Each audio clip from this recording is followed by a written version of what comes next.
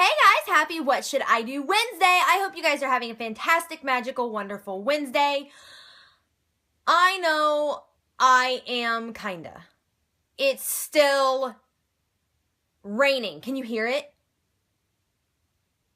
It's still raining outside. This is like day 5 of torrential downpours and thunderstorms and rain, and I'm over it.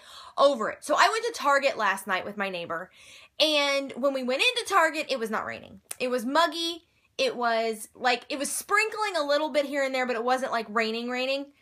We're in the mall, and we hear this really loud sound on the roof, and we look at each other like, OMG. And we know it is just downpouring outside, and we're getting ready to leave. So we meander through Target, hoping there's like a fast moving cell that's going to get out of the way and we can just get to the car.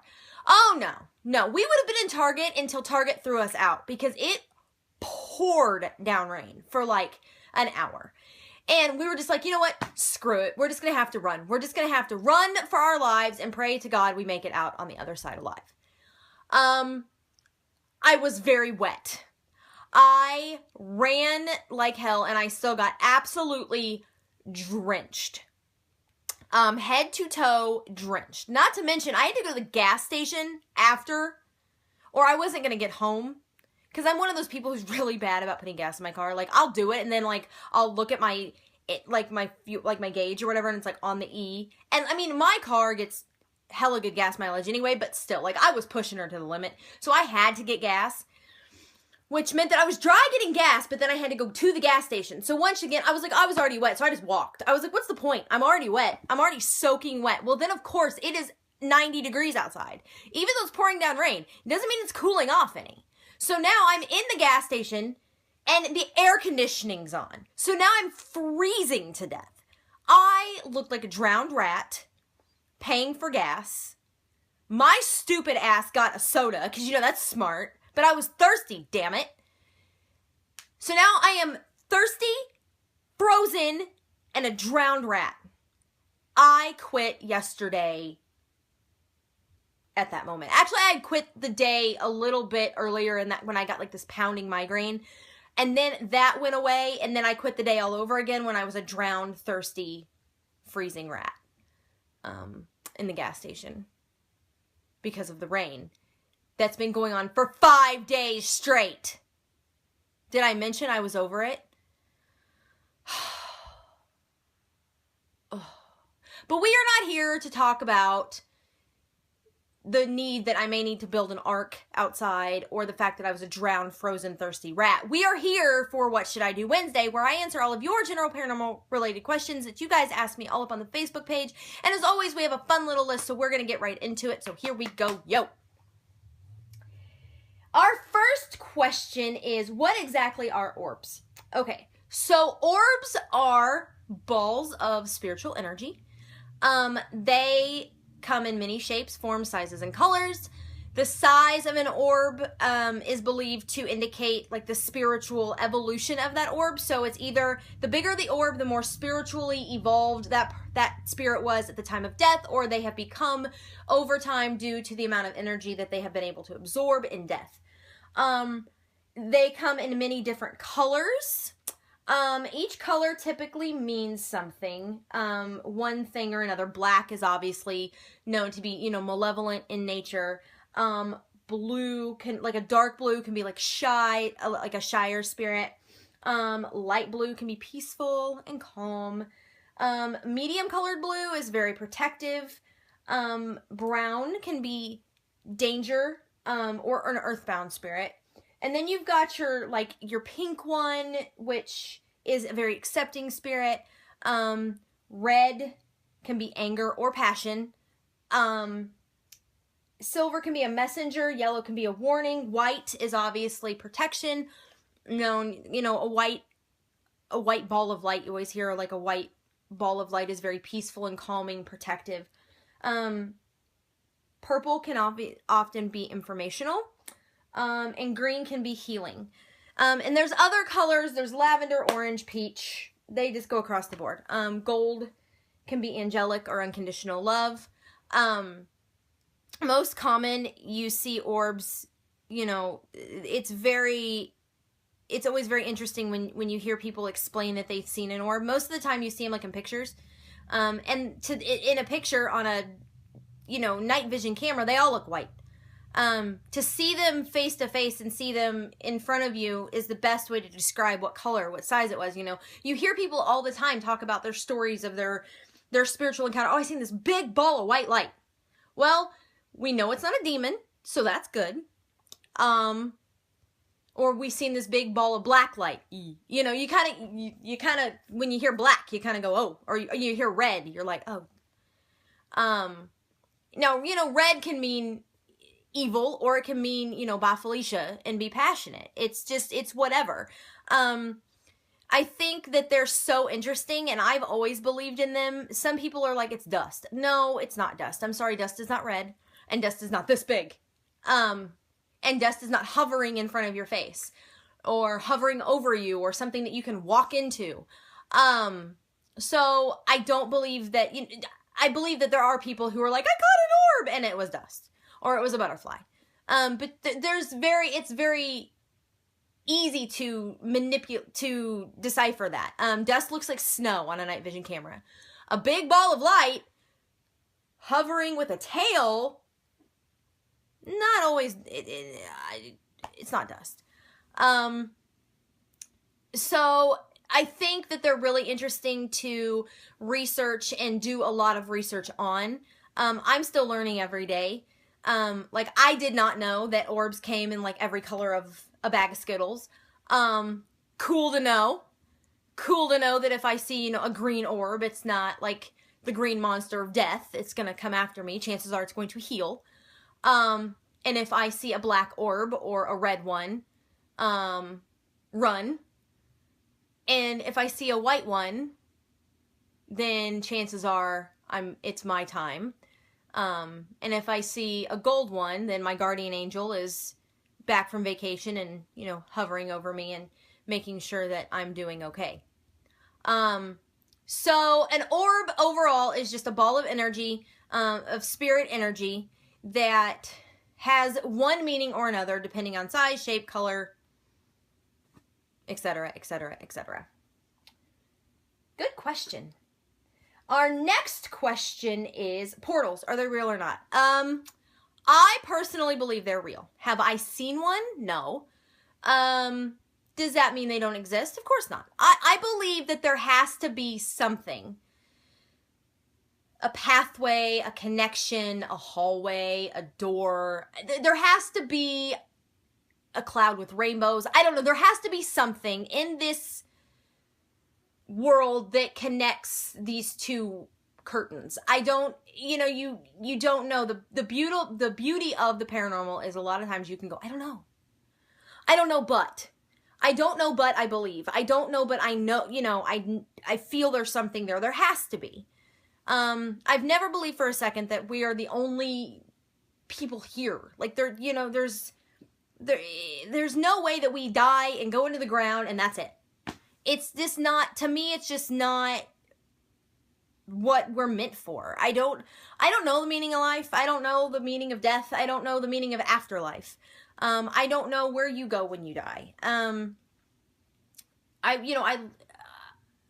always been that person who's been torn between the spiritual side and the scientific side. I see it both ways. I see both patterns of it. I've always been on the fence. I grew up in church, Southern Baptist family, church every Sunday and Wednesday and Sunday night, and that was my life when I was growing up. As I got older and was able to make my own decisions and choose my own spiritual path, I believe there's God and there's evil. There's angels and there's demons. There's a heaven, there's a hell. How you get there, I don't know. Do I believe that we could die and go to another world? Of course. Or come back to this one as someone else? Absolutely. I'm a full believer in past lives and past existence and future lives and future existence. I think that you're always in a continuation. There's something. You do something with yourself forever. What that is, I don't know. But do I believe that there has to be something that you have to get back here? Of course. So yes, I believe portals do exist. I believe they can be opened and closed. I think there's portals for good, there's portals for evil, and there's portals for every day. And I don't necessarily think the evil ones should be open. Obviously, when there's an evil portal, evil comes with it. So with evil, you get demons and sinister spirits and malevolency and all of that bad stuff. And so I think that across the board, they do exist. I know that I've had friends that have seen them. They've captured them on, video, or they've captured them in still photos. And I think a portal can be anything. You talk about Ouija boards, you talk about opening the gateway, you talk about holding, ceremonies and spiritual seances or whatever, and you open that portal, you open that gateway to being open and vulnerable. So when you do that, I think that you kind of pull back the curtain a little bit and you unveil a little bit of what is on the other side. And so, of course, yes, hands down, I do believe they exist. For good, evil, and otherwise, and I believe that they're meant to be a part of this world in some shape or form. So, good question. Now, our last question of the day is a really good one, and I really like it for a multitude of reasons. So the question is, why can two people be in the same room, and one person can react to a spirit energy or a spirit passing through them, or hear something, see something, feel something, and the other person's like, what are you talking about? And there's no connection whatsoever. As an empath, I love this question. So growing up, I was always that girl that was different. I was very sensitive. As a kid, I cried at the drop of a hat. You could look at me wrong and I would just bawl. My mom and dad always say they did not have to punish me more than with a stern look, because it's all it took for me to not do something wrong. I never understood that. I never got it. I never knew why I could look at a stranger and be sad. Or look at another person and be angry, or look at my mom or my dad, and feel that emotion. I always felt emotion more than other people. As I've grown, it's turned me into this highly emotional, overly sensitive warrior. I worry about everyone and everything more often than I do about myself. Again, I didn't know what that meant. I didn't know why I cared so much about what the people closest in my life thought about me. But then I could care less what the world thought. I've always been very out there and loud and happy and spunky and, try anything once, twice if I like it kind of girl. But when it came to family and friends and relationships, I've always been that girl that was all in all the time. Relationships in high school weren't a game to me. I took them very personally. I took them very seriously. And that resulted in me being the heartbroken more than the heartbreaker. And that's continued on in life. And so when there's two people in a room, when I'm in the room with someone else and I'm crying on the puppy dog commercial and they're looking at me like I'm nuts, I now know why. And that's because I am an empath, and I did not know that until very recently. I didn't know there was a name for my kind of crazy. I just thought I was nuts. I just thought I was that girl who was this hopeless romantic that got wrapped up in everything and worried all the time if I'd done something wrong or said something wrong or looked at you wrong or, it was just, I was that girl, and I'm still that girl. But now I know why I'm that girl. And it's come with a whole new host of problems, because now I don't know half the time if what I'm feeling is my emotions or the emotions of someone else. But now I know why I react to things that other people don't. My own mother will look at me and go, well, why are you being so sensitive? Because I am. Or why are you, I always know if I'm cold, that someone, I'm a very hot-natured person. So if I'm overly cold, can't get warm, I'm chilled, I'm shaking, I know that someone in my life is not okay. I may have to do the math to figure out who. I may have to text everybody or message everybody and be like, hey, you doing okay today? To narrow down who it is. But I know that in my gut, there's someone is in pain. They are stressed out. They are upset. They are sad. They are lonely. They are angry. I feel it like that. When I'm hot, like overly heated, or I get a severe migraine, or I get nauseous or sick or upset, it kind of goes the same way. Something is wrong somewhere. And the same goes if I'm overly happy, if I'm really excited, if I can't, if I'm smiley and giggly, and I'm talking with a smile on my face, then my world's perfect for that moment. Everything's okay and everything's right and everything's wonderful. So I've learned to really decipher my feelings and my emotions and what they are. And so that is, I think, why two people in a room can have different reactions to things, because the person who's reacting may have a gift or an ability that they don't know they have, because so many people don't believe in gifts and abilities. And you always say, well, have empathy. Well, anybody can have empathy. I think anybody, but that doesn't make you an empath. You can be empathetic. You can feel for another person, and then you can turn it off. I can't turn it off. If you're a true empath, you know darn good and well that you can't turn that shit off. Like, it's not a light switch.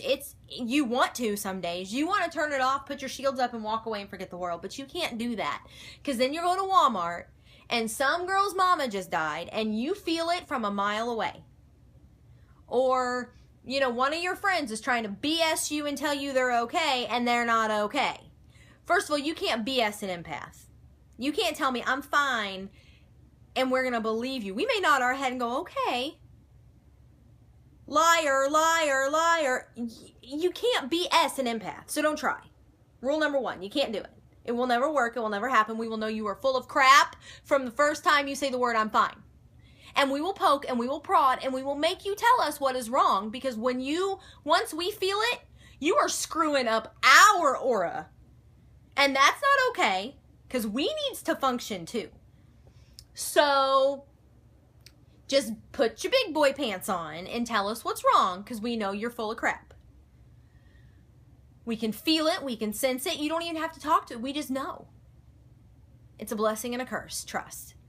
So that is why two people can be in a room, and one can react to everything they're feeling, seeing, and experiencing, and one can be like, they are cray, cuckoo for Cocoa Puffs nuts, because I don't know what they're crying about or what they're all upset about. But we do. We feel it. We know.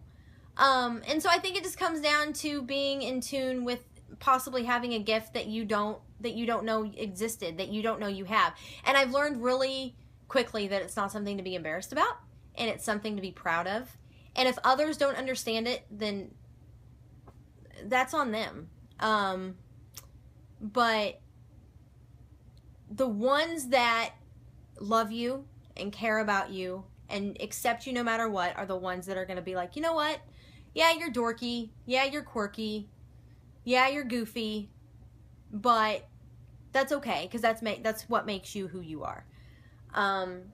So if you are the person in the room with the person that doesn't react to anything and you're reacting to everything.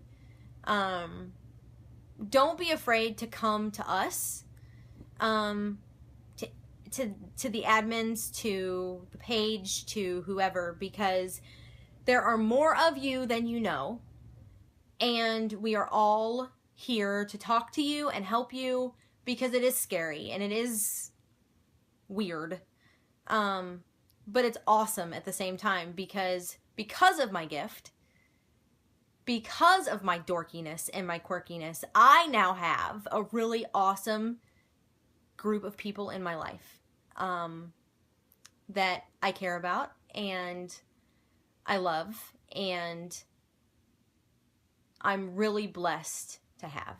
So be the person in the room that reacts to everything, because at the end of the day, it makes you awesome. But that is all I have for What Should I Do Wednesday. I will be back for GA Flashback Friday, where we are going to one of my favorite places, Pennhurst State School, for the recap. So I'm really excited about that. And be sure to check out the Spooky Movie Wednesday review that I did on the movie Ouija today that I posted a little bit ago, and be sure to check that out and see the movie if you haven't already done so. Until then, I will see you guys on Friday. Much love and happiness.